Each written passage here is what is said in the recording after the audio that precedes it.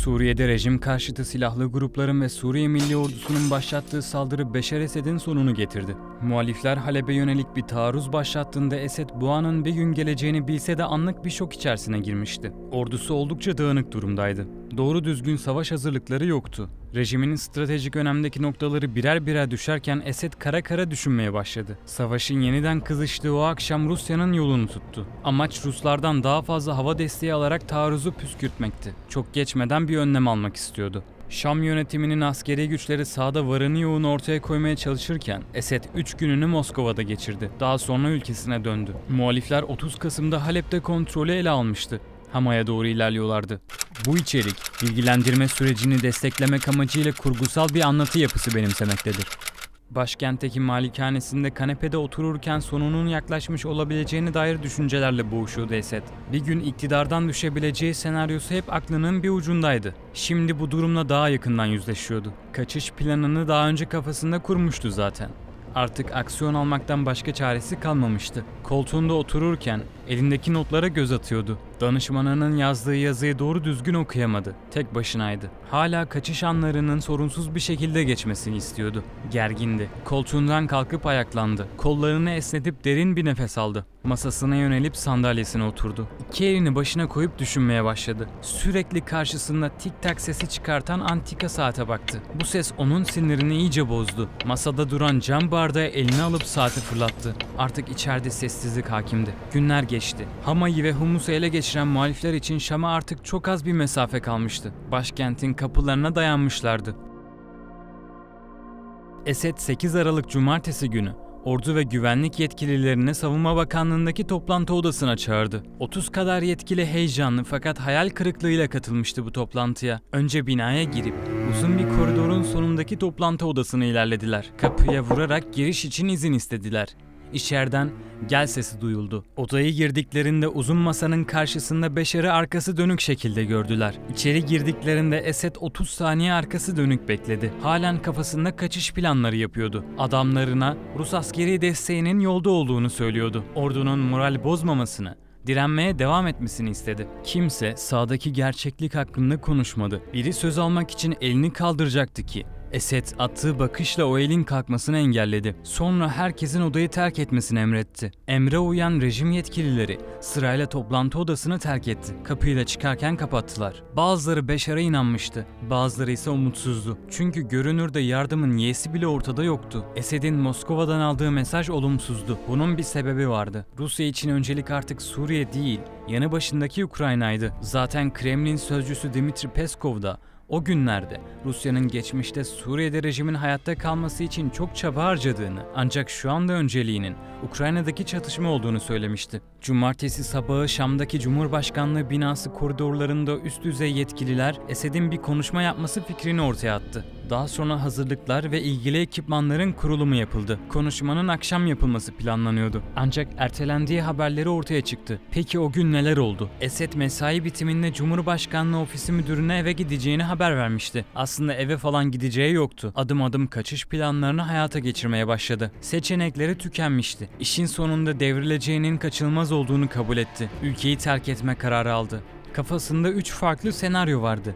Rusya, İran veya Birleşik Arap Emirlikleri'ne gitmek. Tahran Esed'i kabul etmedi. O da Birleşik Arap Emirlikleri'ne sığınmak istedi. Abu Dhabi yönetimi ise ABD ve Avrupa'nın yaptırımlarına maruz kalabilme ihtimaline karşı Esed'i reddetti. Geriye Rusya kalıyor. En mantıklı seçim de belki buydu. Esed'in yıllardır bu anı planladığını söylemiştik. Arka planda bunun hazırlığını yapıyordu. Fakat o kaçışının planlı olduğu iddiasını reddetti. 8 Aralık sabahına kadar Şam'da kalarak görevine devam ettiğini öne sürdü. Muhalifler Şam'a ulaştığında Rusya ile koordinasyon halinde çatışmaları yönetmek için Laskiye'ye gittiğini savundu. Hümeymi'nin hava üssüne varmasıyla rejim güçlerinin askeri pozisyonunu kaybettiğinin anlaşıldığını söyledi. 8 Aralık akşamı da Moskova'nın Rusya'ya derhal bir tahliye düzenlemesi talimatında bulunduğunu iddia etti. Ancak servetini zaman içinde Rusya'ya yığması, geçmişten gelen bir plan kurduğunun işaretleriydi. Mart 2018'den 2019'a kadar yaklaşık 250 milyon dolar nakit kaçırdı. Yaklaşık 2 ton ağırlığında olan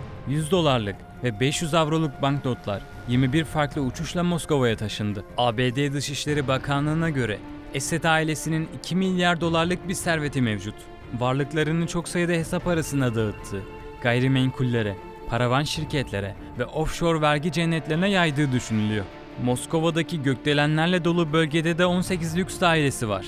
Bir gün iktidarın elinden kayıp gitme ihtimaline karşı yapmıştı bu yatırımları. Artık sonunun geldiğinin farkındaydı. Kaçmak için yalnızca saatler kalmıştı. Zamanı biraz geri saralım. Cumartesi günü eve gideceğine dair haber saldığından bahsetmiştik.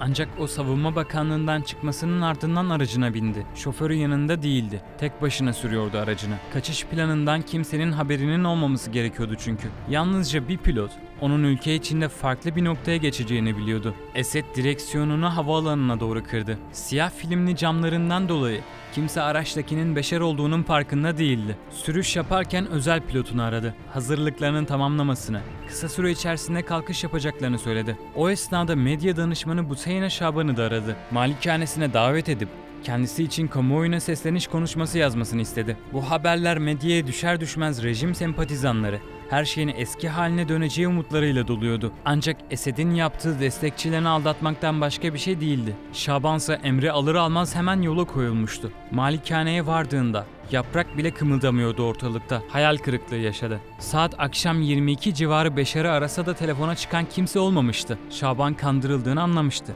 Fakat artık her şey için çok geçti. Rejimin son başbakanı Muhammed Celali saat 22.30'da telefonda Esed'le konuştu. Sahadaki durumun oldukça kötü olduğundan yakınıyordu Celali. Esed ise yarın göreceğiz deyip yarın diye tekrarlıyordu. Bu Celali'ye söylediği son şeydi.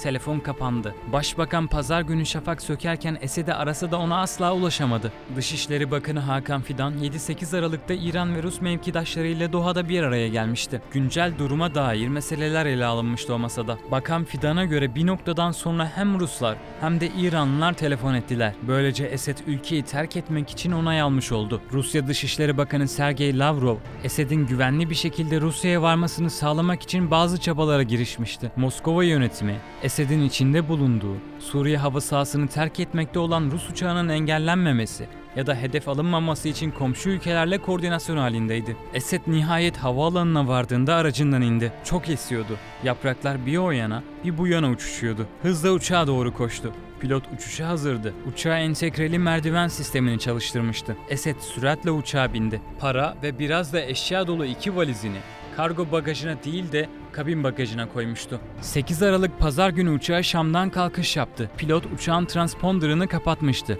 Bunun sebebi radarlara yakalanmak istememesiydi. Önce Laske'de Rus hava üssü Hmeymim'e geçiş yaptı. 45 ile 60 dakika arasında varmıştı. Burada onu başka bir uçak bekliyordu. Oradan da doğrudan hiç vakit kaybetmeden Moskova'ya geçti. Yolculuğunu yaparken eşi Esma ve 3 çocuğu yanında değildi. Zaten onlar Beşer'e gideceği yerde Moskova'da bekliyordu. Esma Esed Rusya'da kanser tedavisi görüyordu. Oğulları Hafız Esed ise Moskova Üniversitesi'nde doktora tezini sunmuştu. Uçuşun ardından muhalifler ve Suriyeliler başkanlık binasına ulaşmıştı. Esed'in evinden görüntüler sosyal medyada paylaşılıyordu. Ocakta bırakılan pişmiş bir yemek vardı. Ailenin fotoğraf albümleri de geride bırakılmıştı. Biraz acele bir çıkış yapıldığı belliydi. Esed iktidarı elinden yitip giderken Suriye'yi terk etme planlarını hiç kimseye açmadı. Konu hakkında bilgi sahibi kaynaklar yardımcılarını, danışmanlarını ve hatta yakın akrabalarını kandırdığını ya da kasıtlı olarak habersiz bıraktığını söyledi. En yakınına, kardeşine dahi haber vermedi kaçarken.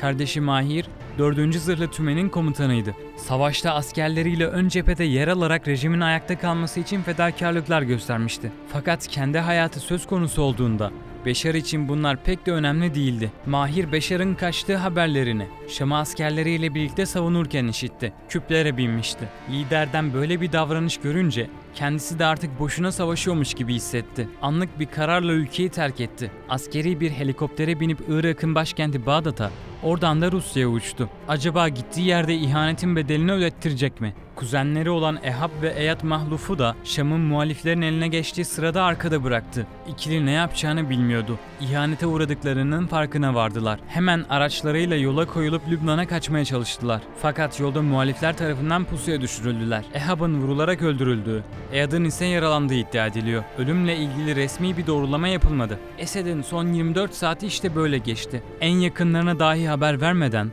kaçış planlarını hayata geçirdi. En değerlilerini ve ona emek verenleri yüzüstü arkada bırakmıştı. Rejim yetkilileri öfkeliydi. Kendi çıkarlarını önde tutması sebebiyle Beşar oldukça sinirlilerdi. İhanete uğradıklarını düşünüyorlardı. Ama artık her şey için çok geçti. Onlarca Suriyeliyi sığınmacı durumuna düşüren Beşar'ın artık kendisi bir sığınmacıydı.